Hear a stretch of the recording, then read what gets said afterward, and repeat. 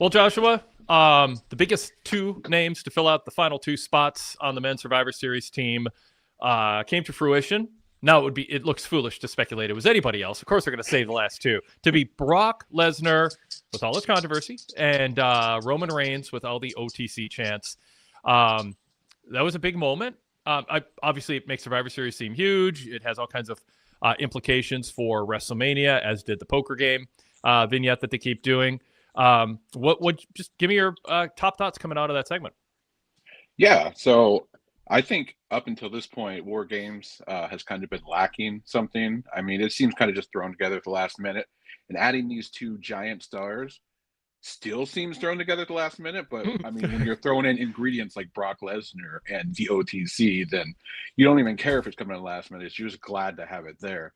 So I think it ups the importance and presumably the stakes of upcoming War Games match. So Yeah. even though, I mean, storyline reasons are there, obviously. You got Brock going to be with Paul Heyman any given time. I don't know what Roman's beef is with that necessarily, but he's going to be against Paul Heyman given the option. So they haven't Yeah. done a great job telling stories leading to that. But again, this makes it a much bigger match. Yeah, and I mean, they would probably argue, you know what, it just sort of writes itself. We don't need a super detailed backstory because these guys are just big stars, and they're right, as you just said. Like, this just feels bigger with those two in there. And you know, like I said, it's the implications about what's to come at WrestleMania and how this all eventually breaks down and where things lead. I think if there's to be a downside, and I mean, you can't really do it any other way because Lesnar and Roman are both infrequent part-timers. And so it makes sense. You would not start by announcing them as like the captains and have them draft. You would save it to this big crescendo less than 2 weeks before the event. But it did make, and they did everything they could. There was nothing that came across as like sabotage or thoughtlessness. But Cody and Punk and Jay just felt smaller than Roman Reigns. He got the big spotlight moment. And Brock seemed like a bigger star than, you know, Braun Breaker and Bronson Reed. I mean, Drew is Drew. I mean, he's an X factor in this. Who knows where that goes? But I think with Brock, it's not as big of a deal to have Brock overshadow Bronson Reed or Braun Breaker because they're, especially Breaker, is on a journey upward. So just associating with Lesnar gives him a rub, and there's probably a storyline there at some point that they'll go to. You know, I don't know, and there's other options, but I'm kind of thinking, you know, Braun Breaker turns babyface on Brock Lesnar eventually, and that's, you know, a WrestleMania match probably a year and a half from now, but maybe even a lot sooner, maybe next year. And then, but on the other side of things, yeah, you know, Cody goes from being kind of the underling to, you know, being diminished by Rock a little bit, patted on the head on the first Raw on Netflix and elsewhere. And then you have John Cena coming in and, you know, kind of barely acknowledging his name, going to WrestleMania, as I always talk about, and then not giving him credit after the fact, and then patting him on the head last week, essentially. And now you got him out there having to play subservient to Roman Reigns, even though he's a world champion. He had his moments, but, you know, he had to go to Suplex City too. So again, I mean, I'm not even critical of it. I'm just acknowledging, I think, reality, which is Cody, once again, doesn't feel like the centerpiece babyface world champion. CM Punk knows what that feels like, going way back. So that's, again, it's reality. Roman earned that spot with all the success he had in the bloodline. But, you know, I mean, for better or for worse, that's where we are. Do you agree with that framing? Do you have any kind of other take or spin on it? Yeah, no, that seems like a pretty nicely wrapped version of where we're at and how we got here. So yeah, kind of in accordance with you on that. Yeah. Is there anything when you look at this where you see Cody, and I mean, Jay is Jay, but Cody and Punk and Roman are the co-top baby faces right now. And is there a dynamic there where you see where they're going, or you think there's some twist, or do you have any fears or hopes, I guess, in terms of how these three kind of interact with each other as the top three baby faces in this match? Maybe it's just straightforward. I mean, Roman just speared a couple NYPD Blue officers. I'm doing air quotes. Who knows if he's, you know, suspended and ousted from the match and then has to be, maybe Paul Heyman will work his magic. I don't know. I don't know if anything is related to that. But anyway, any thoughts on kind of that? Well, I assume fears, yeah. Reigns will be arrested for assaulting two police officers. I mean, that's going to happen, obviously, but he'll get out before War Games, so it's not that big of a deal. Yeah. As far as those three, I think in order of importance at this point, it really seems like obviously Roman Reigns is the top one of those guys. And then maybe Punk seems to be hotter at this moment than even Cody. And then, so between those three, you're not going to get probably much interplay between Punk and Cody, even though they teased an interesting possible match between them like last year. But like Roman being the obviously biggest star, you would like to think there would be some part of him, maybe in the match or leading up to the match or after the match, where he should be interested in one of those two titles being the two biggest titles, and having held it as recently as, until he lost it to Cody. You would think that would be a lot of tension there between the three, but they haven't. Again, there hasn't been a lot of time to build this, so any story they're telling us that probably is going to happen in the match, because I don't think we're seeing Roman Reigns between now and then. Yeah. Do you think there's a rule or regulation that prevents WWE from having NYPD Blue officers look legitimate? I mean, the shirt still had like the folds in them from the Halloween store they bought them at. They didn't even like put them through the washer once. They're just obviously never been worn before, and they Tito says or Tiltio. I don't know what you are. Did you notice how the police? There's all kinds of capital letters. Did you? This is in the chat. Did you notice how the police officers didn't even have anything connected to their belts? Just empty belt loops. And Sean Plitch just said, yeah, the stuff with the police was so terrible. I mean, it is. I was into it, and they pulled me in, and then just NYPD Blue officers are here, and I'm like, okay, no, they're not, and it took me out of the moment. I just don't think it's worth it, even if there's a storyline here. Yeah, I mean, it's enough of an eye roll to watch them beat up the poor hapless security guards, which that's going to happen. Apparently, there's no way around that at this point. But when the obviously fake NYPD rolls in, because first of all, like everybody noted, it looked super fake. Like apparently, I'm guessing Spirit Halloween had like an end of year sale, and they cleaned out the cop outfits in New York, which is great for them. But it looked bad, and it's also like completely implausible that why would the NYPD randomly show up at the end of that match? There's been violence for the last 2.5 hours, and also you can't assault police officers for no reason just because they wander into a rest.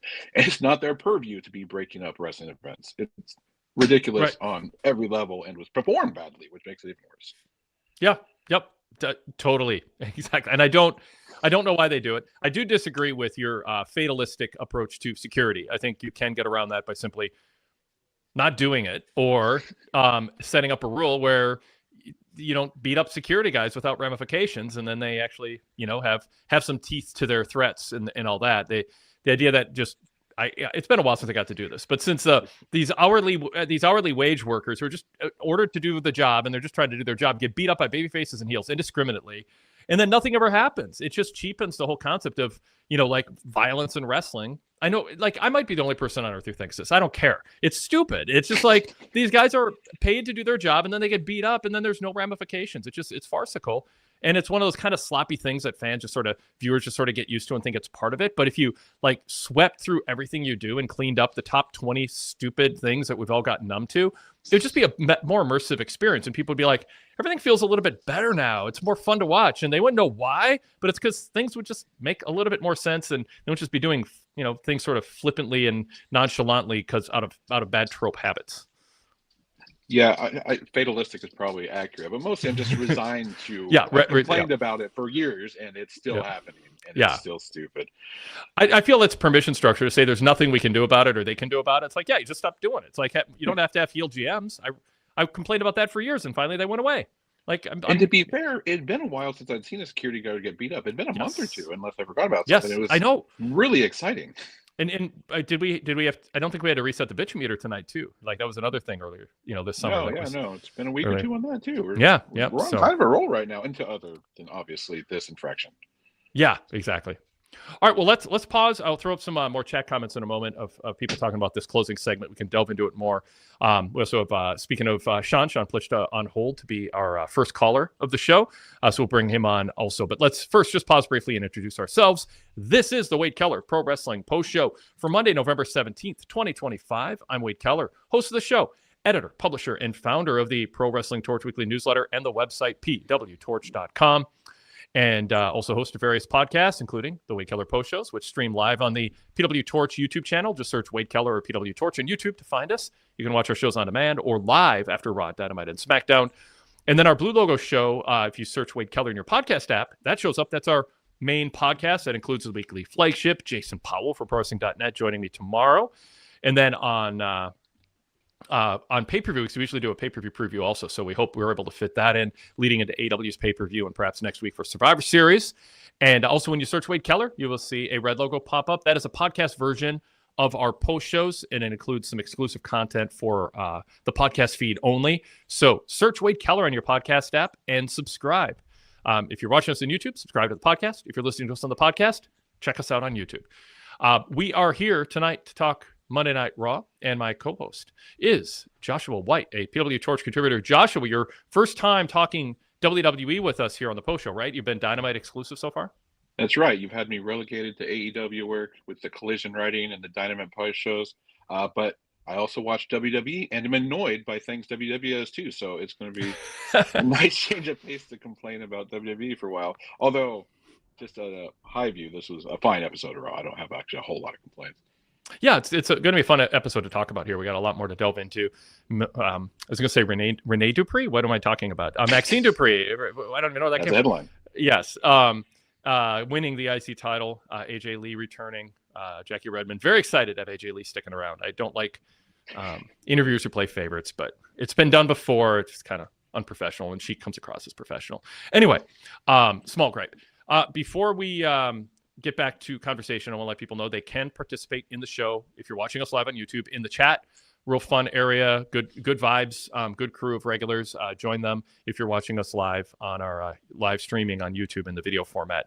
And then you can also participate by email, wadekellerpostshow@gmail.com, if you want to contribute that way, especially if you're watching the shows but not watching us live on our YouTube feed. That's a way to still get your thoughts on the show, and then you can listen on the podcast feed later and see if you made the show. And then finally, you can be a video caller. The link to that is in my TV report. I cover Raw, Dynamite, and SmackDown with a detailed rundown. Helps you catch up on the show or just see what I thought of key segments, even if you watched the show or missed parts of it. So check out PWTorch for that. There is a link to be a video caller there, so you're invited to be a video caller. You can turn off your camera, too, if you just want to be an audio caller, like on our Blog Talk Radio days. No pressure to be on cam. Not everybody wants to be seen late at night on camera for all kinds of good and bad reasons.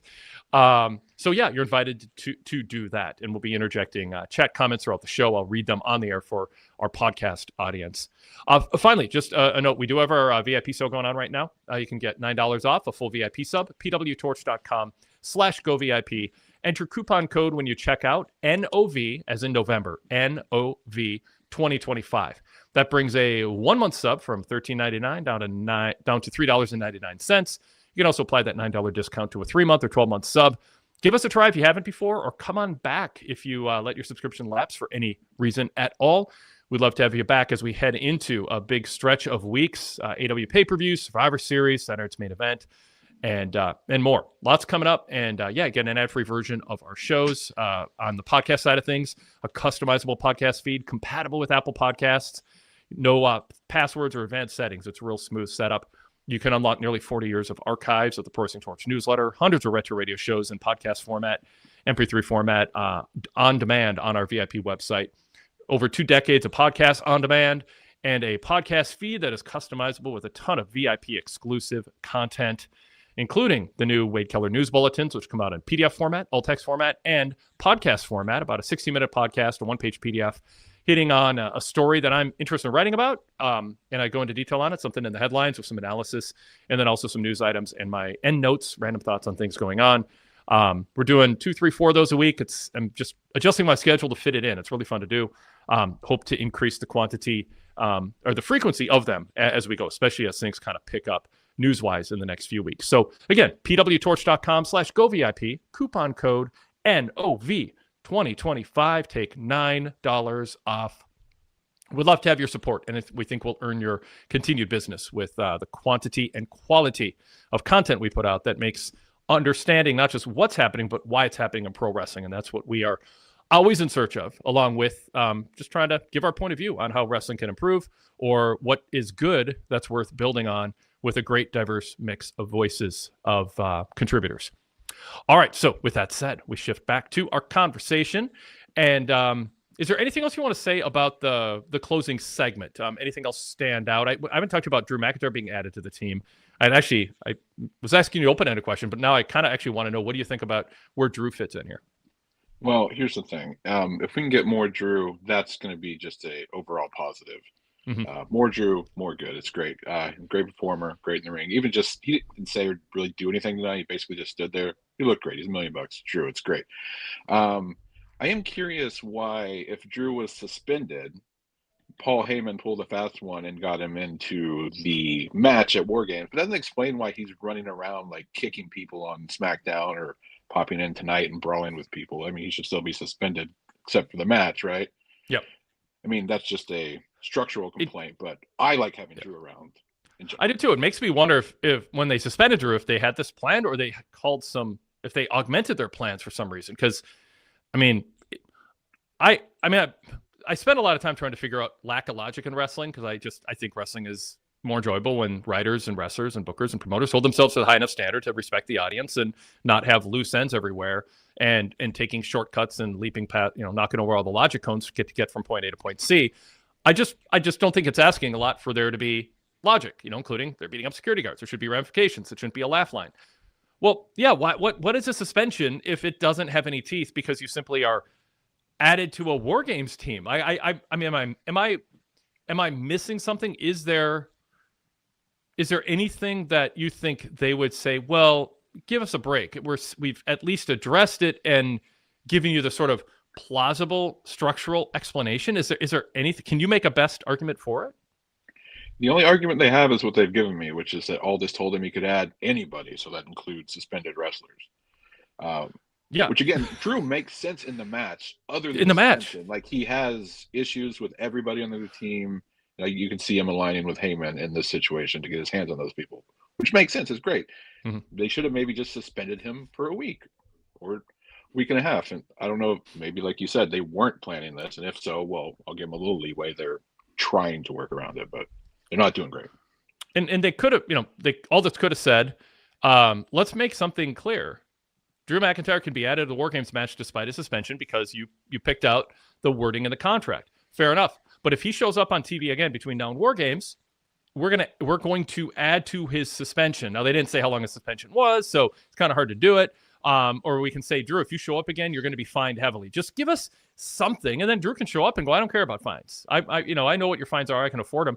But at least it seems like the GMs aren't just hapless. I don't want to dwell on the point, but it's kind of weird. Why suspend him just to make Paul Heyman seem like he outwitted Pierce and Aldis and in a way that doesn't make sense? So add him to War Games, but keep him off the show in any official or unofficial way, even, because there should just be ramifications for actions. And the whole thing is if authority figures don't have bite and there's no price paid for breaking rules, then all the baby faces seem foolish for ever following any of the rules, and the heels just look like they're taking advantage of a system with no means of enforcement or spine to it. And again, that's why it's not like it matters to the average viewer watching the show, but structurally, I think you need to have that in your booking and in your company. The structure should be the authority figures keep heels in line with some threats that matter. I mean, no matter how big basketball players are, they can only go so far in intimidating referees. Same with football players, or they face ramifications, and there's structure and rules to it. It's not this odd thing where I'm being super particular about something that doesn't exist in the world. It exists in sports. WWE is a simulated sport. There should be sort of some teeth to these regulations so that when heels get away with something, it feels like it's outrageous rather than just par for the course. And of course they would do it. Yeah. And again, that's just a little thing. Like, it's easy to look past because it's going to be Drew in the match makes the match better. Yep. So we can look past it as fans, but on a logic scale, yeah, it lacks logic in a way that would be nice to have. I also wasn't sure why Heyman made it seem like it's a big deal that he was adding Brock Lesnar. Like, it's a big surprise. Like, it was pulling more of a fast one getting Lesnar in the match than he was Drew, which of course he's going to have Lesnar in the match. He's affiliated with him, and he's a member of the roster. That shouldn't have been a shock to either of the GMs. It wasn't a shock to anybody in the crowd or at home, I don't think. Yeah. A couple chat comments on Drew. Fonner 916 is actually Drew's once again getting the short end here. I actually forgot he was out there when everything hit the fan. Agreeing with you, Joshua Goodfella says more Drew, more good. Agreed. There's another comment on Drew I wanted to throw in here. Anyway, so yeah, there we have it. We have a super chat. I want to bring that on because super chats can leap ahead in line, even ahead of Sean. Derek Mitchell, super chat. Thank you, Derek. Appreciate it. I don't mention super chats a lot, but I mean, it's great if you want to throw a little something in the tip jar for a live show. I know a lot of podcast hosts rely on that, lean on it, talk about it a lot more than I do. But yeah, I mean, it's welcome. It's, we're running a business, trying to pay bills and make ends meet and all that. So yeah, if you got some extra change and want to give it to us instead of some other podcaster, yeah, please do that. If it's going against your kid's college education, then don't. But if it's like going to go to some food delivery service instead, eat healthier and give me your money. Okay, that wasn't a good plug. I'm going to write these out, script them, and get them, have a committee approve them ahead of time after that one. So Derek writes, R.I.P. Bob Caudle, who passed away on November 16th. Bob Caudle was a staple in Jim Crockett Promotions since the late 1950s through the boom period 70s and 80s. He left an indelible mark on me as a wrestling fan. Yes, Bob Caudle, voice and face of WCW, when WCW syndicated shows went across the country in the mid to late 80s, when I first started to get to see WCW syndicated TV. He was part of WCW Pro. Tony Schiavone was usually the main guy, or Jim Ross on the WCW Worldwide, but Bob Caudle did a really nice job. Just a veteran voice of WCW, and sad, sad to hear of his death. Yeah, I'm glad Derek brought him up. An institution for fans going way back further. I didn't see most of his work in real time, but I saw the tail end of it, and he was a pro. Do you have any memories or thoughts on him, Joshua? Yeah, I recognize the name. I know the guy was an announcer, which is great, but like I've never saw any of his work. Definitely not in real time, and only probably in passing in history. But I always loved Derek's addition to the chats. Like he knows a lot of history, and he always has a really good perspective on stuff like this. So yeah, he and Johnny Weaver were a fun team. They, Johnny was his color commentator, and they were, old school. They were put on the B syndicated show, but they gave real credibility to it. I mean, it's kind of like Tony Schiavone now on AW Collision. He's not the A announcer, Excalibur's A announcer, but he is an institution and a voice that so many fans recognize. And Bob did really solid work. Cool. Thank you, Derek, for bringing that up. Oh, by the way, I did the VIP plug. But Fanner noted in the chat, the Wade Keller news bulletins are great, getting me through many good afternoon runs. There's a shorter podcast format. That's something that people have been asking for, is we got a little carried away with some of our long form podcasts. And then there were things I was saying at the 1 hour and 40-minute mark that I felt was really pertinent. And a lot of people just didn't hear it because they didn't have time to listen to our long form shows. And so part of me has been kind of itching to do something else. So for all kinds of reasons, I won't get into it. I mean, I enjoy writing. I enjoy the structure of the PDF. I wanted to write more and more regularly, just myself. First and foremost, as much as I like podcasting, I love writing. And I also wanted to offer a shorter podcast, kind of picking up kind of the news of the day cadence of wrestling more than we had been. We had gotten more long form feature analysis oriented. And this is still very opinion analysis, but it's mine. It's my voice and solo podcast. And they're bite-sized, 16 minutes, give or take a couple minutes. 2, 3, 4 times a week, depending on what's going on in wrestling, and maybe we'll up that over time too. So anyway, that's you can check out the first. I think we've done 10 of them so far in the last month. So check them out, and been getting really good feedback on it. So that's been encouraging. Yeah, I know you've been asking for feedback on those. I just want to add that I enjoy them personally. I think they're great. I definitely think you should do more and more frequently. Thank you. Every day I wake up and I look at my to-do list, and the bulletin is on there. And it's like, all right, it's a work in progress to carve out, because I put thought and time, and I don't stone cut when I write. Like I can write fast, but on these I have to fit it into a certain space. And again, I like that structure, and I like writing, but it's like it's a chunk of time that I wasn't sitting around twiddling my thumbs before I took this on. But I think time will actually free up. I've had some stuff going on, a variety of things in my personal life that has eaten away at some of the time that I thought I'd have when I first launched it a few weeks ago. So some of that is subsiding a little bit. So I hope I appreciate you saying that, Joshua, and my goal is to do more of them, because it's one of my favorite things to do right now. All right. Let's bring Sean Plichta into the conversation. Then we got Rude Dog on hold next, so that'll be fun. And anyone else, get in line on the caller in the caller queue. Sean, welcome. You're dressed up for us today, or do you always wear a button up? I don't know. Actually, I don't even really think about it, honestly. Maybe it's just in contrast to Joshua's t-shirt and my hoodie. You just look fancy. There you go. Hey, I'll take it. Now we'll add Cody to the mix, and we can all look, No, I agree. Casual. And I want to say, I'm going to give Adam a hard time because I love it. It's fun. No, so he's in the chat before all of us, and he's like, he beat me to it. I didn't beat you to anything. You could have been in here way before me. What are you talking about, dude? Get in here and get on. Anyway, I just had to give him a hard time because it's fun. I just love giving him a hard time. And Josh, what is up, my friend? It's been a while. Seems like it's been too long, man. It's been a couple months since we've been on a podcast together, at least. Anyways, yes. Yeah, Wade, always fun. No, it was a fun show tonight. I think, yeah, the police just took me out of it at the end. It was so fun until that. Oh my God. And then, but Brock Roman, we knew that was going to happen. It was fun. It made it feel bigger. I wish they would have built to this more and made us really get into it, involved in it even more, but it's fine for what it is. I mean, I don't know who's going to win, which I like. We could talk about that another time next week. I mean, we'll build more to that, but I'm curious who's going to win. I don't know. I think either team could win. It would make sense for either team to win. Sean Fauner in the chat says, thinking longer term, Heyman's team definitely needs to win. They need massive momentum leading into Mania season. Too many War Games matches end with the faces winning. So there's one opinion. The chat can join in with your thoughts too. But I mean, it's less than 2 weeks away. I mean, we don't have to wait to talk about it. Usually if I think there's a definitive finish that has to happen, I would say so. I don't think so here. I mean, I get the logic of the heels going over since Cody has the belt and, Lesnar's more of a disruptor than it's sort of an ongoing dominant force. And so they're planning something, coming out of this in terms of who loses.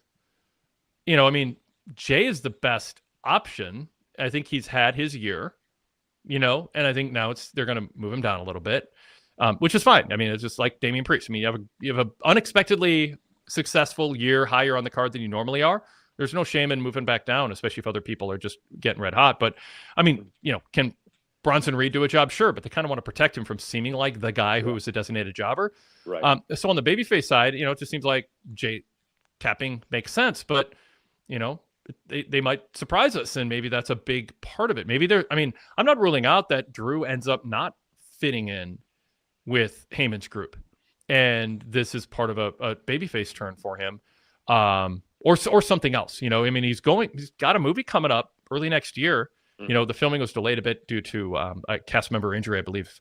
And so I don't even think they have an official start date for it. It's sort of tentative, or maybe they do by now. But, they might do something to write him out, and maybe he lets down the heel team by tapping, and then they beat him up. I don't know. I mean, we could come up with 10 things off the top of our head, and that's fun. That's what's neat about having so many big names, and there's depth here to it. There's depth in terms of star power. With face side, it's just 5 babyface who have top tier talent that's last year, and on the heel side, everybody has a story and everybody has a reason to be protected. So, it's a strong lineup, and it puts Survivor Series, on the map as a really major show this season. Yeah, and I still wish, like I said Friday, I still wanted Heyman to kind of explain it away, even though the logic was still flawed. But at least Heyman, let him have a good. He usually has good explanations for things like that, and he just didn't say anything. He's just like, "Here's Drew McIntyre, the suspended Drew McIntyre. Here he is, everybody." It's like, and I didn't bring up Logan Paul, and he's an X factor in this too. I mean, there's not a history. That's intriguing.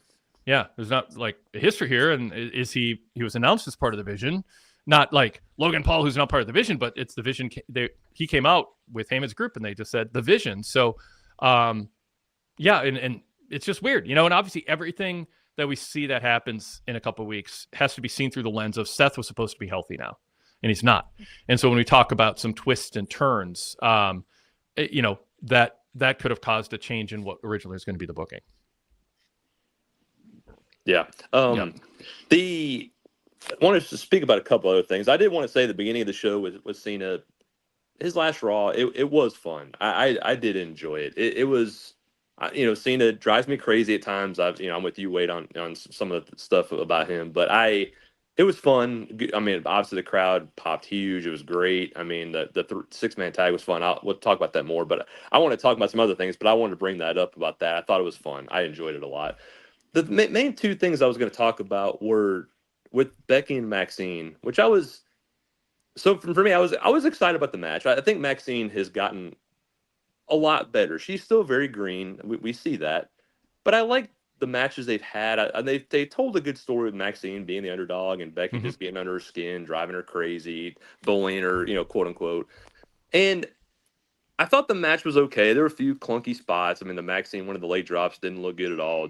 And so, but I didn't mind AJ like trying to get under Becky's skin. I just don't like the way she did it. I just don't like her looking up at her and then Becky getting distracted and Maxine winning in kind of a cheap way. It just, if you're going to have Maxine do the underdog story of winning a title, have her actually just beat her to win the title. Don't have all this other stuff. And AJ, I get the story with AJ and Becky. I think they're going to do some really cool things here in the future, but I don't think Maxine's ready for a spot like that unless I think they're going to have Becky just win it back. But is it all for that? Just for that? I don't know. It just was a little iffy to me. But I like what they were trying to do. It didn't work for me. What do you think, Joshua? You go first on this one. Yeah, I'm kind of with Sean on this one. Maxine is like agreed upon to be green in the ring, and that leg drop that you said looked bad. It looked bad because she missed completely. That's why it looked bad. It's always fun having Barrett try to cover for that. Like, just like he's like, should I say something or not? And sometimes you just have to let it go. Right. Just like hope nobody saw it. Yeah, exactly. It happened, and it honestly, otherwise the match was not bad. There weren't like otherwise like any blown spots or any huge botches or anything like that. Yeah. It was otherwise fine. And I'm also with Sean. I'm like, you don't generally want to see a babyface finally reach their achievement because some other babyface showed up to distract the heel. You would like to see them actually earn it on their own. In general, I'm against babyfaces helping babyfaces beat heels, especially when it's supposed to be a triumphant win for Maxine. Honestly, though, I could see Maxine having actually a decent or at least lengthy run with the title just because they lose focus so easily on the women's mid-card titles that she could just hold it for like 2 months and defend it twice. And like Becky is probably above that title anyway. That's the thing. I don't think Becky's going to probably get it right back. Sean, you said that. I think this might be the like kind of exit strategy from a secondary title. And I don't think there needs to be a belt with a feud with AJ Lee. So let Maxine go back to bring the IC title back to where it was supposed to be, which is a secondary title. And the most important thing in the world is not being green in the ring. You have to have a certain level, but that's her character. Like it's not like they're selling her as a great wrestler and she sucks. Her gimmick is she's green. And if she accomplishes anything without falling over or tripping, the story is that's progress. And you don't want to do this all the time. You certainly don't want to do it with more than 1 or 2 people at any given time. And ideally, don't do this gimmick very often because it's like, why are you hiring people who are green? Send them back to NXT. I harp on logic. What's someone this green doing here who can't even land a leg drop? But I think they've done it. I think she plays this role really well, and that helps. Like she's someone you think you kind of want to root for. She seems nice. She seems humble. She's self-aware. It's not, Brie Bella out there being green and acting like she's the greatest star back in the day. Sorry, Brie. And so I'm okay with it. And Becky was arrogant and she got what she had coming. She was in. I liked her getting under Dupree's face during ring introductions. Just be yapping at her, like, and then pasting her face over CM Punk in the back hall at the beginning of Raw, like during the walk down the hallway. Like she's great as a heel. But I like however many week story arc this was, a 1 month story arc with Becky and Dupree. I like it. It worked for me. And now I want Dupree to move on, and I want Becky to think I proved what I need to prove. Now I need to get back at AJ Lee and pivot away from it. If Becky seems obsessed with the IC title, it feels like, I don't know. It seems like she should be aspiring for more than a secondary title. And then Renee can just, God, why am I saying Renee? Maxine Dupree can say, she can be fighting champion or lose it right away. I mean, I think there's a story to be told there one way or the other. Yeah, I just wish AJ would have came after the match. I just think you can do that. You don't need to have her interfere, quote unquote, and distract. I don't know. I just don't like those kind of finishes. I wish they'd get away from that. We're talking about getting away from it. I know the story fits, but I just don't like it. And Maxine, I don't think she's ready. As much as I like her character. I like what she's trying to do. I just don't think she's ready for a moment like that. I'm worried that she's going to not do well in this moment. I want her to have a good run. I just don't know if it's time yet, but we'll see. I hope I'm wrong. I mean, Josh, I mean, what do you think? Do you think she can do something with this title? I don't know if she can. I don't know if she's ready for that yet. Well, she's not going to be like a workhorse in the ring like Ilya Dragunov, right, on SmackDown. That's not what her role is going to be. But I think just be given that not only is she green, but like as Wade said, that's her character. She is supposed to be kind of bad, right? It makes her like a very beatable champion. So every defense is going to be like there could be a title change because we can see it going. Her first defense she could immediately lose it to. There's got to be another woman on the roster that comes to mind, but Lyra maybe, like whoever, anybody that faces her could theoretically beat her because she's so green, which could, if she starts stringing wins together, could make her reign kind of interesting because it could end at any second. So it could be fine. It could also go horribly, horribly wrong. I'm going to be positive. I'm going to go for good. Go for good. The one other thing I wanted to bring up, and then I'll let Rude Dog get on because I've got some other stuff I actually realized I had to do, so I got to get off anyway. But again, I was excited about the Javon Evans-Gunther match going in. I've said what I've said about Javon Evans. I think he should be on the main roster when he's ready, when it's time to have him on the main roster full time. But they're not doing that. Whatever, it is what it is. Again, I think Gunther is fantastic. I've said this before. I don't know. The match was fine. I didn't think against the match in general. I just think Gunther was getting dominated. I felt like that whole match. And I just think if you're trying to build Gunther to be this big killer, this big dominant, guy, which they feel like they've gone up and down with that for a long time. But man, he got so much. He was just getting beat. That felt like the whole match. And then he had a couple little moves at the end. And I was like, man, I didn't feel like he looked like he did a whole lot in the match. What did you guys think about that? It drove me kind of weird, kind of crazy. Joshua. I feel like the story they were trying to tell was that Gunther was kind of taking it easy on him, but that didn't really come across for me. It just seemed like Javon was basically had a real chance of winning that match at any given time. Again, it was a good match. It's a good showing for Javon. He's always going to have good in-ring showings. This is kind of a weird way to bring him up, though, is to keep having him kind of pop up and then lose a match, then go back to NXT for a while. So I'm with Sean on that. If they want him on Raw, they should just put him on Raw. There's space. He can do something.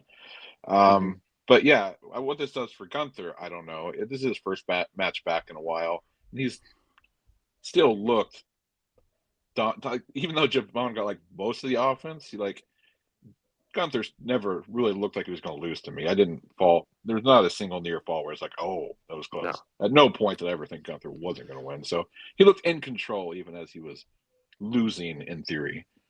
And yeah, it didn't come across like I don't take this guy seriously at all. They built him up. They gave him a vignette. He got to get his personality across. They showed highlights. And then he got in, some offense against Gunther, but Gunther just sort of swatted him down. He didn't long-term sell much, but then they let him put up some fight, even, almost escaping the sleeper at the end before Gunther, re-cinched it on. The story is Javon's an NXT talent who is in the tournament, and he put up a fight that, wasn't a squash match against Gunther, and it was a showcase of two different styles. My take on it is Javon will be on the main roster sometime in the next 8 months, and they wanted to give people a sample of what he can do and also make it clear Gunther is a top guy, and Javon isn't yet. And, you lose sometimes before you get good, before you improve. I think it just kind of fits his place. So, I mean, just lasting that long is a statement to the viewing audience that this guy is someone to watch in the future. The way the announcers framed it, they said this guy to watch. Put up a fight. I can't remember Wade Barrett's quote, but I think there was something about Javon impressing him and surprising Gunther. So I just think that's kind of the way they tell stories. Yeah, Barrett said Gunther expected to destroy Evans, but he needed every tool in his arsenal to win and put away the young OG. So the lip service framed Javon as surprising Gunther, and forcing Gunther to work hard to win. I think that's a fair story to tell, a good story to tell at this stage where both of them are. Yeah, Gunther is a top guy. I just don't feel it lately. I don't feel it. I mean, I know the announcers are doing a good job trying to tell you, but what in his matches lately have made you feel like he's a top guy? He gets beat for most of the match and then comes back with like one little flurry and wins. And I don't know. I feel like he needs to be built up again. I don't know. I feel like Gunther was in a great spot, and I feel like he's just not. They could still tell that story in the tournament, but I feel like this is Javon Evans could have built a story with him and just brought him up at a different time, and it just. I don't know. It was a good match. I mean, very good match, but I think Gunther needs to be rebuilt, and I hope they do it in this tournament. I really hope they do. We're critical of AEW, Joshua, of having wrestlers last too long who are undercard wrestlers, last too long with established main event wrestlers, and we're critical of that.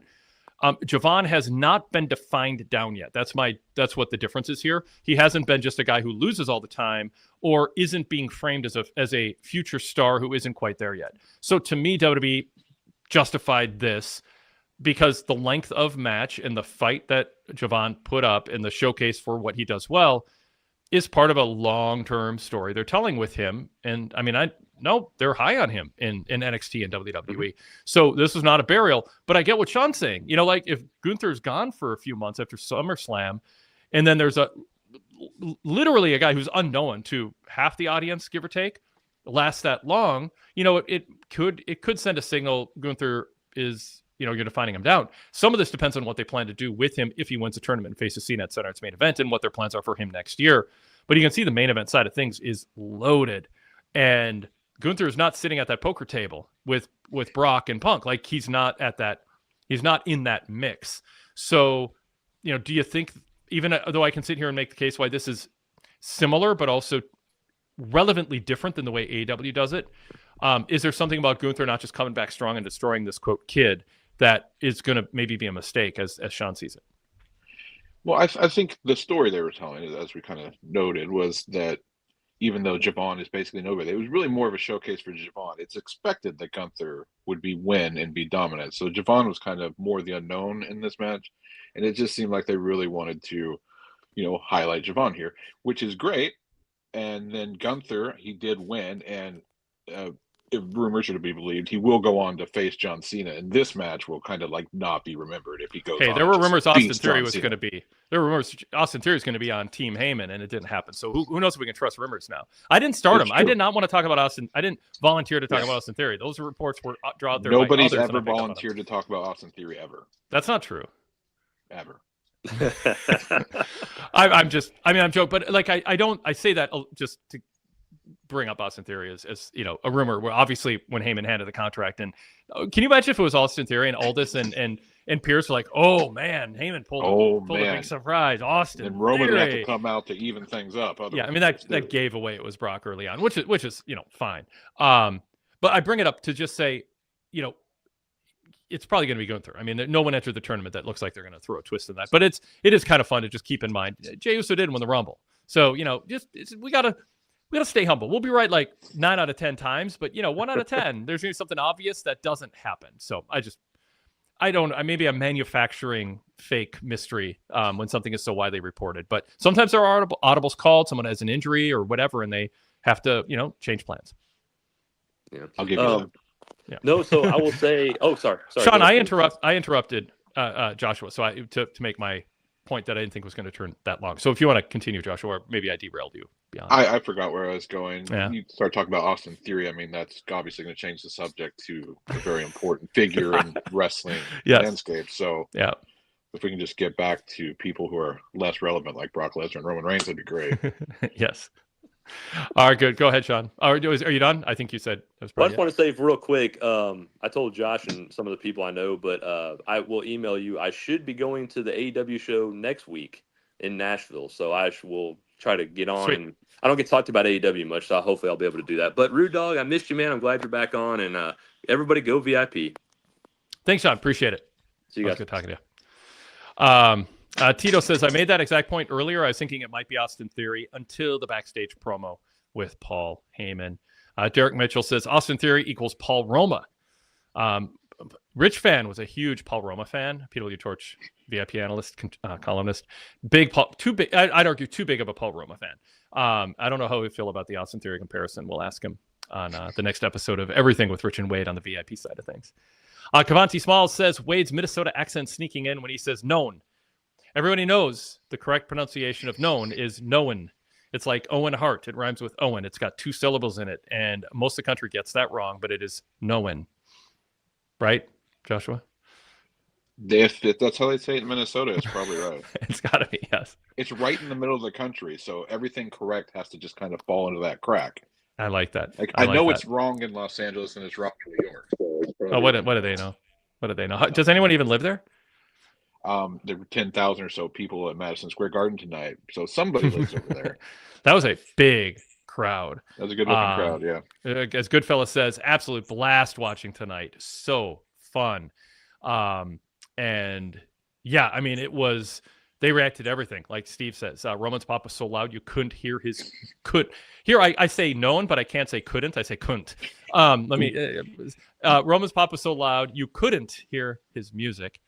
So the crowd energy was fantastic. It was, added to a show. They always want to do something big when they're at MSG. As Darrell Freeman says in the chat, good show tonight from start to finish. It had a nice pace. David Chase 7756 says best Raw of the year by quite some distance. Pro wrestling is back. And I cannot leave this out even though it's not on topic. A Milano says I have several close friends in NYPD and we're all talking about this laughing. Going back to our mocking. Oh, that's hilarious. I don't know. Are they allowed to say they're NYPD Blue if they're NYPD if they're not? I mean, know. There's lies and then there's entertainment lies. Yeah, exactly. Yeah. Pile Driver Pete says fun Raw tonight. Indeed. That's a good one. Yeah. Yep. But you agree this was a fun Raw. It felt like they brought something extra because they're in MSG. Yeah, I assume that it's kind of a two-way street. So they brought a little extra because it's at MSG, so that's great. And then also MSG is going to give it back. So big crowd, big pops, everything obviously makes it feel even bigger. But yeah, like everybody was saying in the chat, it's just kind of like there was the ridiculous police thing, but there were very few otherwise complaints. It was a very smooth show, start to finish, easy watch, nothing horribly annoying, which I love. I know, totally. Yep. Good show tonight from start to finish. Had a nice pace, says Darrell, adding to his other comments. Yeah. All right. So let's bring Rude Dog on and see what he wants to talk about. Rude Dog, welcome. Good to talk to you. Thank you for not making us look bad with our T-shirts by wearing your T-shirt.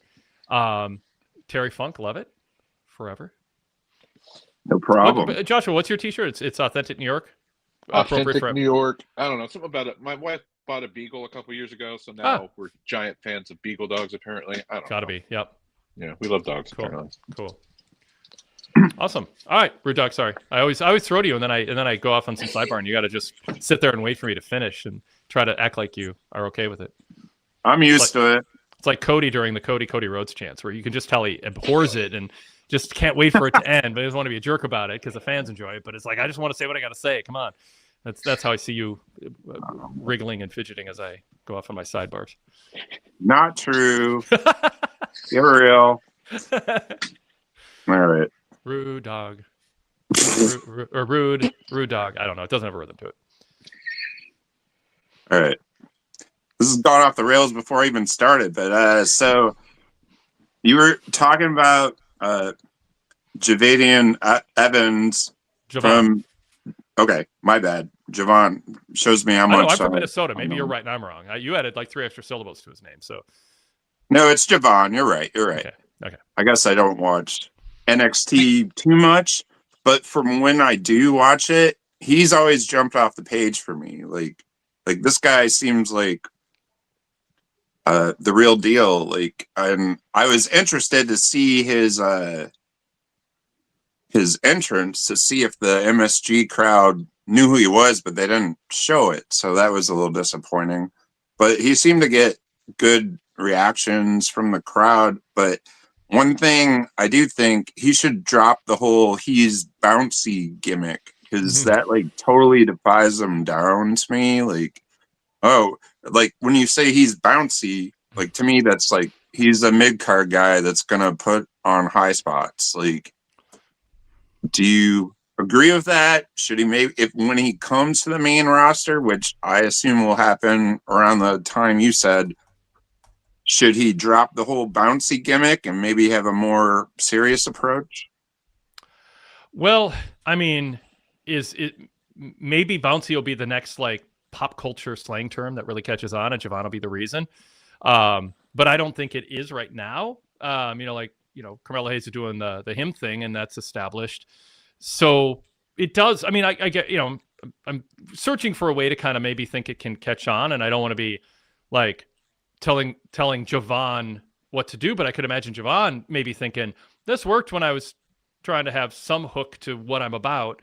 And they found, it's like Vince McMahon. Oh, you can puke in front of me. It's like, hey, look, you kind of bounce around when you come to the ring. Let's call you bouncy.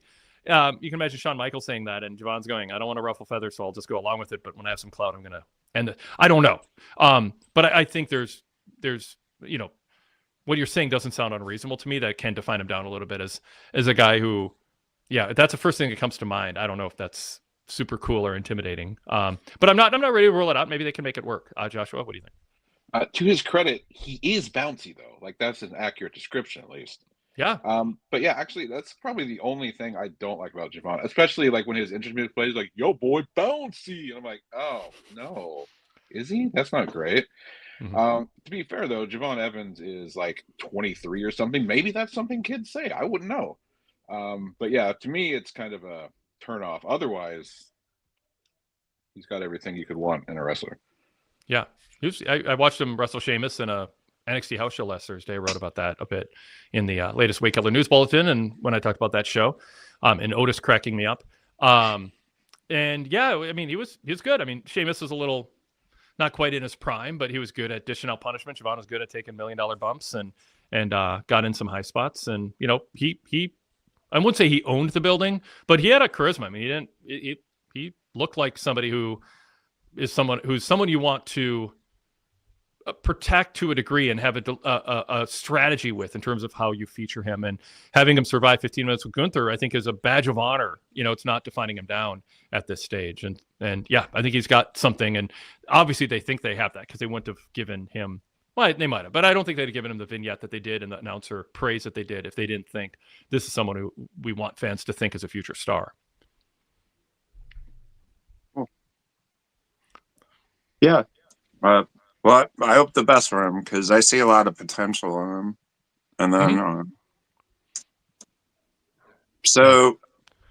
right, I'll move to the next subject. So the women's war games, I think, ended in a very odd way where there was just like hugs and gestures like going on, like it seemed like a very weak buildup from what is with the men's war games match. Like, how do you think the women's war games compares to the men's, and is it just an afterthought?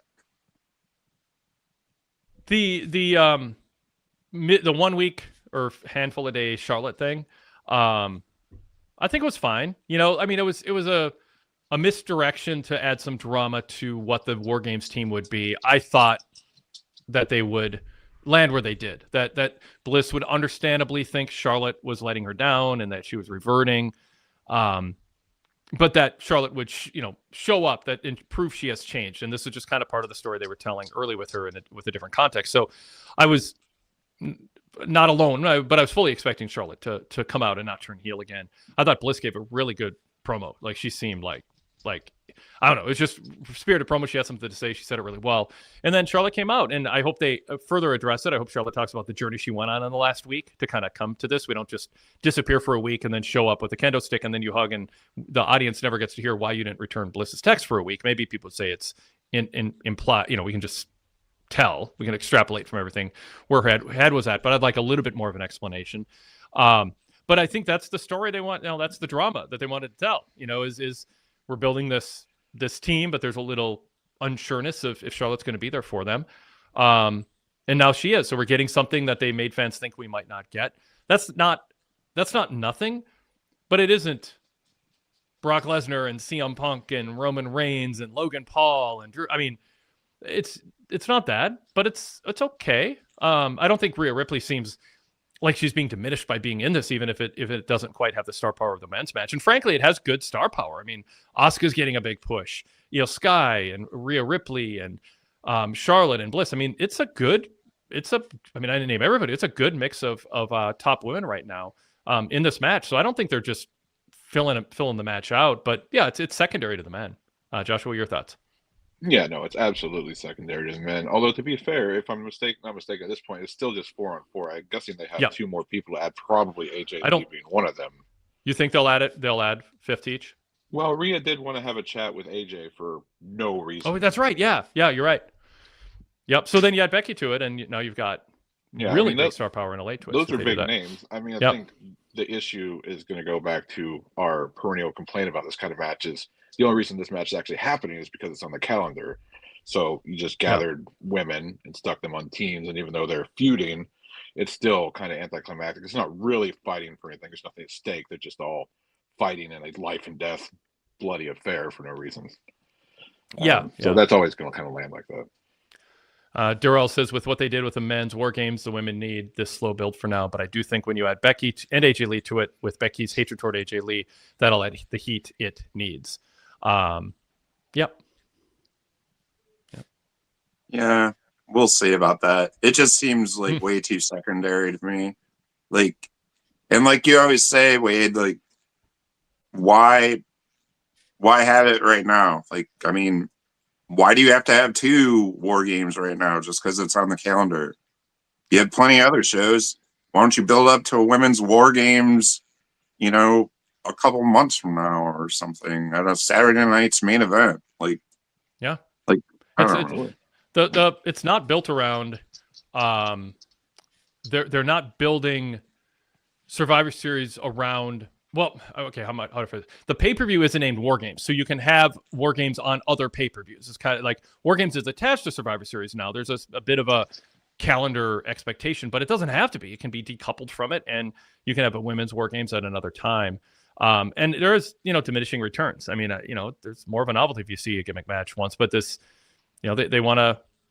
I think they think they're giving a rub to the women by giving them a Royal Rumble and a War Games or a Blood and Guts match in AW's case. And I think there's something to that, and we can't forget where we came from. It wasn't that long ago where women being in the last match on Raw was a news story. And now it is just a shrug. It's like, well, you don't even think about it. So they've made some progress, but I think maybe now that they've made that progress, Joshua, they can pull back and go, yeah, we don't need every gimmick match to be equal. Right. No. And like Doug was saying, they could easily have a women's War Games match in the spring, and it would be great. It would be another main event of maybe a pay-per-view, or like you said, a Saturday night main event or a Raw or whatever. There's no reason it has to be tied to Survivor Series. Just like Survivor Series, they could have a Survivor Series match on SmackDown. Apparently that's what we're doing, and not on Survivor Series. So there's no reason to have a War Games match. Yeah. All right, Doug, what else for us? All right, next. So we found out the secret participants in the John Cena tournament, which was Dolph Ziggler tonight and Zack Ryder on SmackDown. Did these surprises do it for you, or was it pretty I'm fine with it. Zack Ryder's got a history. Dolph Ziggler got a huge pop tonight. Javon Evans getting called up from NXT was fine. I'm okay with it. We had fun speculating about it. Maybe Rob Van Dam will be in shape or get called up, or I'm trying to think of some of the other names from Impact that we talked about. And then Obafemi maybe. That was like, maybe he'll come in and he'll upset Gunther, and that'll be a big surprise, and that'll be there showing the internet. You don't always know what we're gonna do. But I don't know. It was fine. We can see how they tell the final story. By the time we're done, maybe Carmelo or Solo didn't need to be in it. They could have added somebody else. But as I said last week, they're not going to call Obafemi up just because there's an open spot in NXT fans who think he's a future star, and he is. We'll pop for him. You want to, even more so than like Javon Evans is the guy you have show up and people get a little taste of what he's all about, and then he goes back to NXT for a while. Obafemi, you don't want to do that. Like when he shows up, it's got to be framed as a huge deal. Same with Trick Williams, and I wrote in my and talked about it in the Wade Keller News Bulletin over the weekend. My understanding is they're still high on Trick Williams, even though he got pinned at a house show on Thursday that I was at, and is, not winning the Ricky Starks feud at this point and all that. I mean, they still think highly of him. I think there's still some things he needs to prove, but so what my point is, if you look like you're a main eventer and you're more turnkey ready, then you don't want to be dropped in a tournament that you're not going to win. With Javon, part of his story is he dropped in the tournament, put up a good battle against Gunther, and he goes away for a while. So I don't know what else people wanted. Like if I don't know who's a big name who wouldn't already be on the roster. Now, if they could have gotten Adam Copeland and he upsets Gunther and it's this big surprise and they leaked Gunther to try to throw people off, or it was a plan, unless we can get Adam Copeland, but obviously an Edge John Cena match, and he'd be Edge because everybody goes back to the WWE name when they show up on WWE TV. An Edge Cena match would be a great final Saturday's main event, better than Gunther in so many ways in terms of backstory and stuff. So not necessarily in terms of passing on a rub to somebody, because hopefully Gunther gets that, win or lose. So yeah, I'm okay with it. And yeah, Zack Ryder, Dolph Ziggler, Javon. Was there anyone else who was not main roster that I'm just forgetting about on the spot here? Yeah. So 3 out of 16 were different. Joshua, your thoughts? Yeah, no, I'm with you on that. It's fine. Like, it wasn't anything blockbuster. It was for people who watched like 10 years ago. Like, oh, cool, Dolph Ziggler, interesting. Oh yeah, Zack Ryder, that's cool. And people watching, I say, yeah, Javon Evans, that's cool. He's a good performer, great future prospect. I mean, so it's cool for people that know. For people who don't, maybe they don't care about Dolph Ziggler, but you know what? He went out there, had a pretty good match. He's a bump machine. He's always going to make his opponent look good, and that's one thing you're always going to get out of Dolph. So, I mean, among the actual possible people we could have got a surprise, because, yeah, obviously Edge would have been crazy. Chris Jericho would have been really interesting, but those are, like, impossible for obvious reasons. So among the possible non-WWE people, I think this is probably best case scenario, really, that we got. And I thought it worked out pretty well. And, like, they're kind of a one-off. They're not coming back. They're not going forward in the tournament. It's kind of, a little surprise, a little pop. And the actual people going forward in the tournament, I think the only really interesting possibilities even facing at this point are the obvious Gunther, and I think Carmelo would maybe be an interesting choice to make it to Cena. But as far as surprises or really surprising people to go to Cena at this point, there's not a lot left. Yeah. What did you want to see, Rude Dog? Well, I don't know. I mean, if you're gonna bring in people just to lose, like, these are probably like good choices. You know what I mean? Like, if you're not gonna bring someone in to, go all the way through the tournament, then you don't want to, bring in like one of the top guys from NXT, like Obafemi or Trick Williams, to just. I mean, it'd probably be cool for them to be in it, but it would kind of define them down if you want a little bit. But I think people were hoping for something a little more interesting. But I will say their defense, Rude Dog. Cena just dropped it in sort of a throwaway line. They're going to be top stars from Raw and SmackDown and NXT and maybe outside. It was just a one line. The announcers didn't really underline it as a big thing.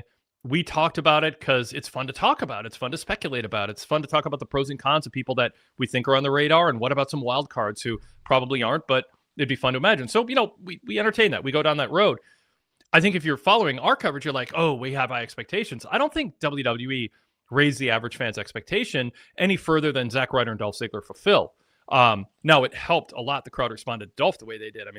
Dolph got biggest reaction of his career, like, coming out. They were like, I'm not sure about that. Money in the Bank cash in. Yeah, I was at the Raw after WrestleMania 30 where he cashed in, and do you think that was? I guess you have to give co-credit to Money in the Bank, where this is all credit for Dolph. I'll use that as my excuse. Fair enough. Well, that was my other question. Do you think either Dolph Ziggler or Zack Ryder has a chance to come back into the company, or should they? I think Zack Ryder, another one-off. I just don't think they ever thought a lot of him. I think he's doing well, doing what he's doing, and I don't know that he wants to come in and be sort of defined down or treated as. I think he likes it. I don't know. It's like Kazarian right now. He's having the time of his life, being a big deal in a smaller pond, and he's shining on Impact, on TNA. And Zack Ryder doesn't have to be like the underdog who isn't being appreciated and management is holding back. He can just be this indie star who gets big pops, and the crowd's super into him. I saw that at Impact a couple months ago when I went to a TNA taping, and it's like, it's working for him. I mean, I'm saying his ego would say, I don't want a payday. I just want to be a big fish in a small pond. But I don't think if he comes back to WWE, they're going to make room for him to do much of significance. I think he's better as an indie guy. As for Ziggler, yeah, I think he probably will have another run. I mean, I think he'll come back, and I think he's good enough, young enough, in great shape, and he's done things exactly the right way, kind of like Drew did, and Cody, where you go away but you don't quit. Some people like Ryback when he got released. You haven't seen the last of me. Then he charges $47,000 for indie show appearances. I'm exaggerating, I think, and you never see him again. It's like the guys who go and keep working really do impress management. They're not just here for the money, because Dolph was kind of a original WWE original through the system, one of the first ones, and they didn't know if he would want to go. It's not like he's working indies, but I mean, it's in TNA. It's not as glamorous, but it's a professional organization, and he's paid and treated as a top star. But he didn't just go retire. He loves this enough to go do it, and he's having a blast with his brother. And he just seems to be there's a joy of performance with Ziggler doing what he's doing right now in TNA, and I think they appreciate that. I think they note it, and obviously this MSG response, I think, could be a tipping point for them to think, let's work him in sometime in 2026 and maybe bring him back for a couple years. That's my thinking. What do you think, Joshua? Yeah, I think Ziggler's valuable enough and obviously good enough in the ring. He could be a useful addition in the mid card, kind of a nostalgia act, putting over younger talent if they ever get any younger talent to start moving up.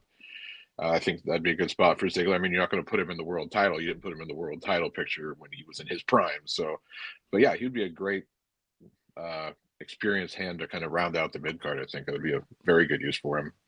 Yep. A couple comments in the chat. Let's see. This from Omar W76. Triple H tried to push Ziggler when he took over from Vince, but the crowd just didn't get behind him, and Dolph is damaged goods.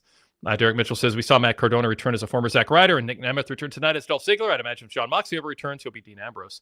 That's, what? The thing is the other two went back to their real names, and then they lost their real names when they came back. Like, they kept the WWE trademark. So Moxley did the same thing, but I could see him being a big enough star that they would say, especially because its platform in AEW is bigger. I could see them keeping Moxley. It's interesting, because like if you're a big enough name and you're on a big enough platform, they might want to keep the other name. I know there's examples of people coming back with a different name because of what they did outside of things. So I don't know. Yeah. Well, Joshua, have any thoughts on that? No, I feel like if Moxley came back, he would insist on coming back as Moxley and would not accept Dean Ambrose, or he just wouldn't come back. This seems like kind of guy. He's like, well, let's screw it. I just won't come back. Yeah, after he left WWE and I interviewed him, and he was just like, I didn't even look at the last offer WWE made me. I didn't open the envelope. I believe him, by the way. I don't know it to be true, but like I believe him. It sounds ridiculous for anybody but him. It's like, I'll go work CZ.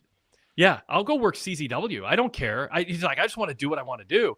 And clearly, Tony just lets him do what he wants to do, for better or for worse. He was like, the idea of him like just doing like gentlemanly color commentary for 2 hours on Collision on Saturday was an interesting development. And as Pac tries to assert his power, it's a fun topic. As a Collision guy, I appreciated that. Yeah. Oh yeah. And so I was. Someone in the chat, by the way, asked what I think of the 3-hour SmackDown. I had 2 ideas for a Wade Keller news bulletin that I just didn't have time for. One of my main headline stories is going to be the Moxley Pac dynamic, and extrapolate some things from Collision and how they're portraying Pac, and kind of look at the pros and cons of the Death Riders. And then the other thing was analyzing the 3-hour SmackDown and kind of the length of wrestling shows. So I have ideas for this stuff. I just got to carve out the time. I did talk about the 3-hour SmackDown, by the way, on Friday SmackDown, like an hour into the show or something. So I won't take up time here on that. So let's see. Yeah, it was just the Moxley thing in the chat. Sorry, Rude Dog, we got totally sidetracked there. As you sit here and come up with your next question. Goodfellas says, see, I'm not that sorry. I just did it again here. Zack Ryder needs to have a good angle to come back. And I agree. More one-offs. That's Goodfella. I think that was about it. I just want to get some some of the comments in there on the chat that we're having. Go ahead, Rude Doug.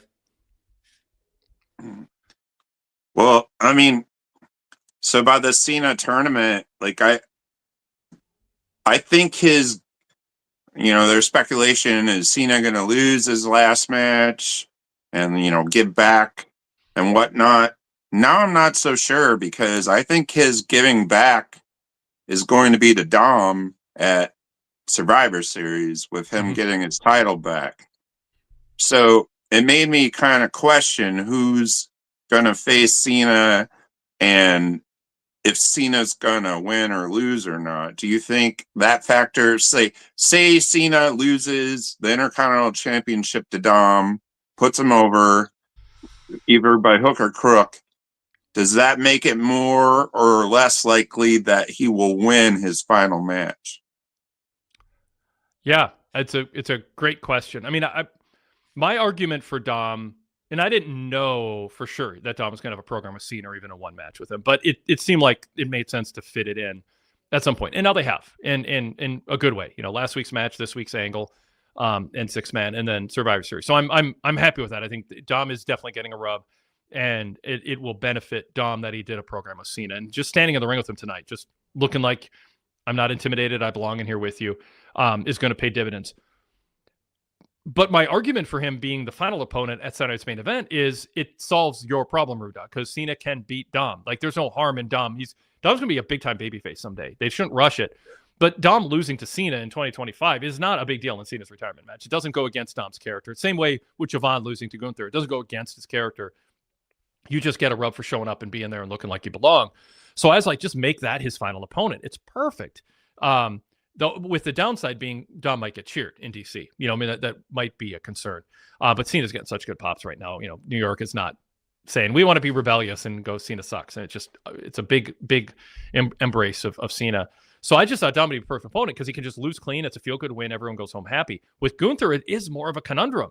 Like, do you have Cena beat Gunther and then you're kind of defining him down a bit? I don't think there's any way around it. I don't think fans look at Gunther losing to Cena, who got destroyed by Brock, and go, I can't wait to see Gunther against Brock. So, but do you want all these fans who are paying thousands of dollars per seat, and not quite that much for the last row, but hundreds of dollars to be in the upper deck? Do you want Cena to lose in his final match? Like, I'm curious what story they tell and how they tell it, and I think there's ramifications both ways. Joshua, what do you think? Yeah, that's a really good thought, and I'm kind of with Rudon on that. Like, if he loses to Dom in San Diego, I think that increases the likelihood that he ends up going over whoever wins the tournament, if it's Gunther or whoever wins it. If he loses the title back to Dom, I mean, I think in Cena's mind, probably like, well, that's enough, give it back. Now I'm going to go out on top.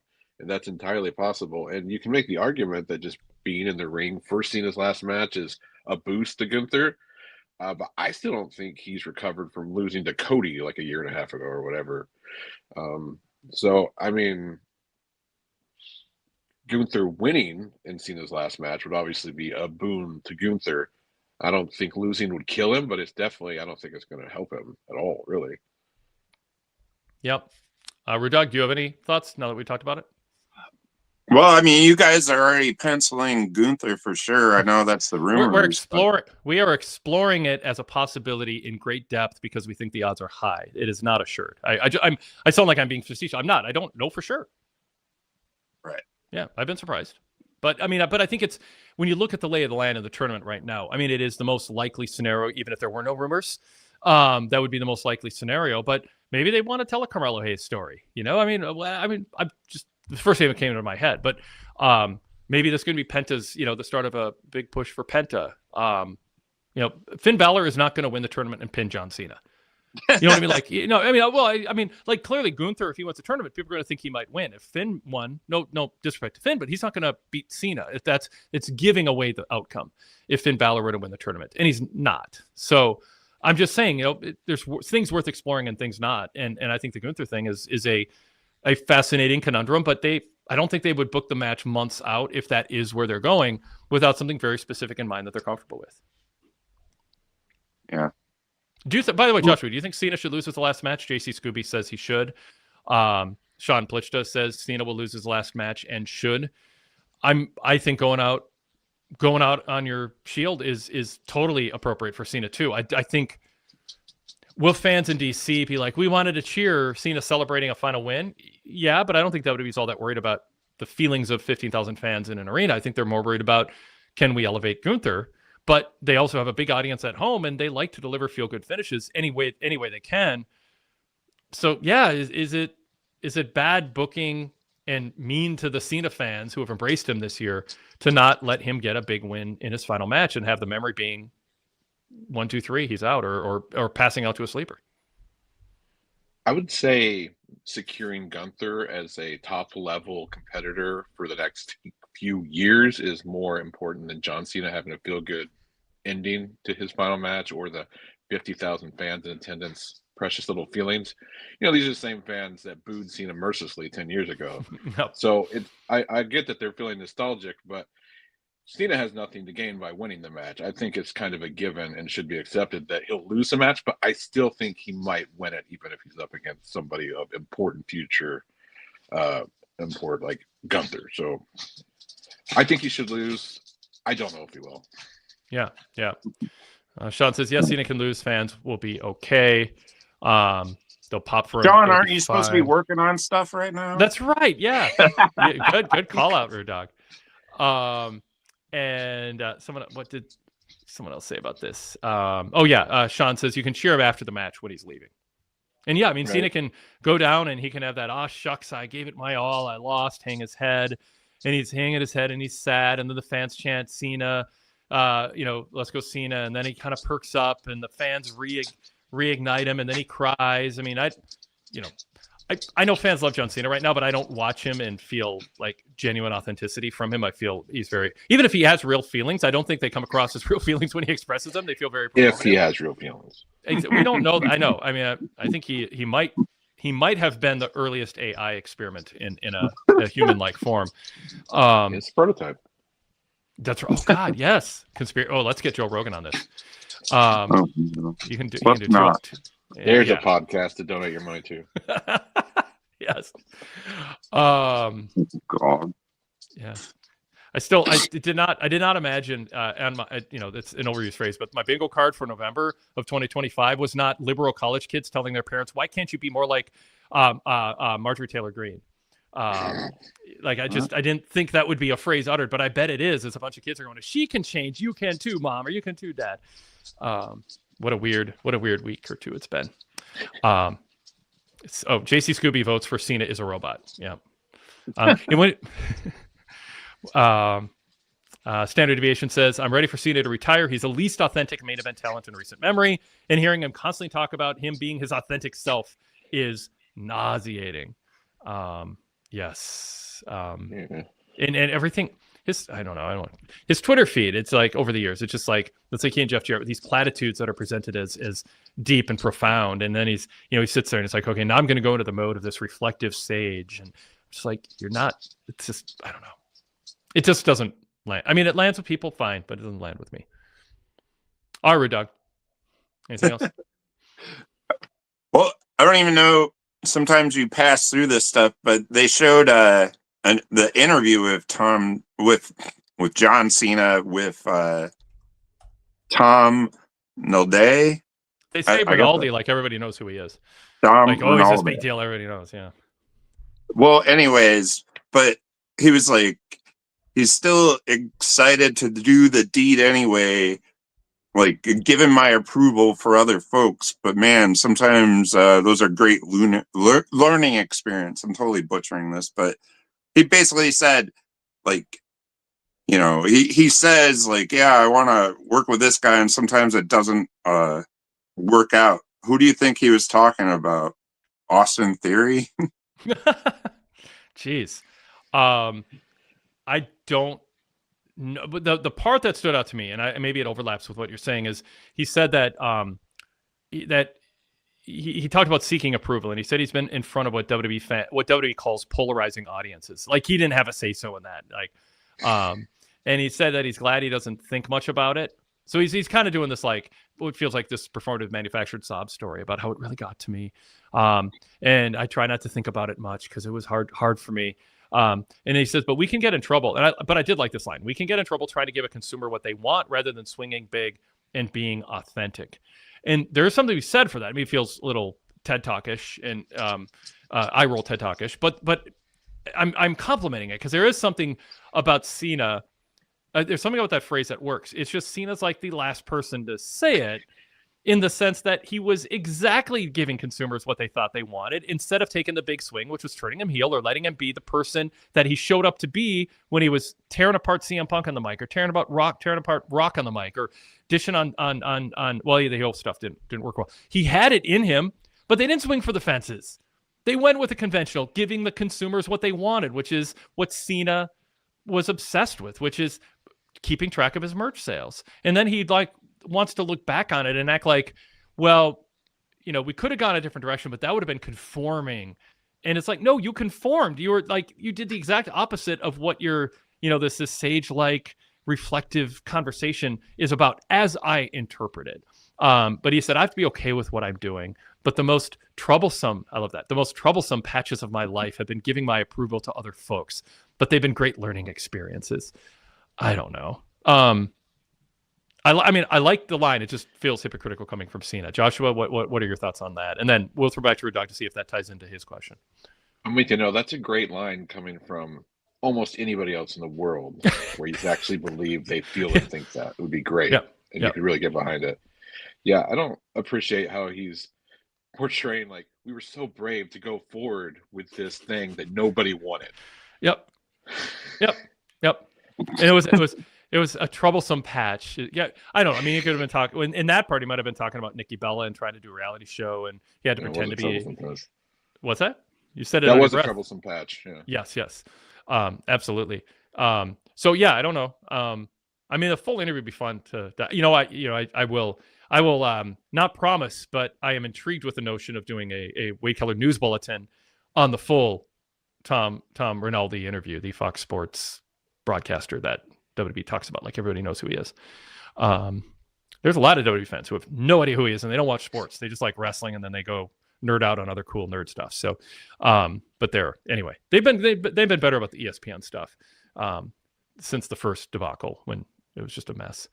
Anyway, Rude Dog. Well, I really hope, given my approval to other folks, wasn't talking about his ex girlfriend. That's pretty weird, but. Anyway. He'd be the type to have plausible deniability, act all offended that someone would think that, but it was definitely what he wanted to get across. Yeah. All right. Well, on that note, I think I'm done for the night, and all right. I'll leave you with the words of Wade Keller. Eat healthier and give me your money. Bye. That's awesome. Yep. Very good. Words. Yeah. I mean, yeah. Everyone eat healthier and give me your money. I'll say that again. Maybe you can turn that into a T-shirt, and I can. Anyway, I already do one of those two things. I don't eat healthy, in case you can't tell. Cena, Keith says Cena should go on as Shield. It's about the post-match retirement celebration. However, WWE should have used this momentous occasion to elevate a younger talent. Gunther is already over, and that is obviously, what my point was in saying Dom would be. Good, but Dom's getting a rub now. I mean, it's like I'm not worried about Dom not getting a rub. I'm more just thinking, giving Cena a feel-good moment to end on. But again, they might have something really special planned for Gunther, and it'll just be like, okay, that makes sense. Yeah. Okay. Tito says, can we get another VIP plug really quick? Well, since you asked, I'll put the graphic up. There you go. All right. Okay, Josh, we had another caller, I think Chris and maybe someone else, but they dropped off because Rude Dog talked for too long. Oh, no, I interrupted Rude Dog and went on too many sidebars. I'll take full blame. So if you were on hold, we had a couple people on hold who dropped off. So if you want to call back, you can. We can try to squeeze you in. I don't know how much longer we're going to go here, but definitely feel invited to do so. PWTorch.com/GoVIP NOV 2025, as in November, NOV 2025. Enter that as a coupon code at checkout. You get $9 off a VIP sub. $13.99 comes down to, I'm doing my math wrong, $12.99 comes down to $3.99. And you can also apply that to a 3-month or 1-year sub. All right, cool. Joshua, over to you for what you want to bring up. We haven't we've touched on some subjects, but maybe not delved fully into them. Even like the John Cena segment, I wouldn't mind talking more about that. But is there anything else you want to bring up other than that? Oh, other than that, well, no, you can. If you want to see it, you can. I have this bad habit of when I'm going to throw to you to choose the subject, and what then do you I want think, to talk about? Also yeah, talk what do you about want to talk about? But then I suggest something, and then it's not really a sincere. What do you want to talk about? It's me pretending, or sincerely thinking I'm going that direction, and then honing in on something instead. So it's a very confusing delivery. But you can talk about Cena or something else, Joshua. Great. I mean, let's talk about Cena. We're kind of already on the Perfect. Cena topic, right? Yep.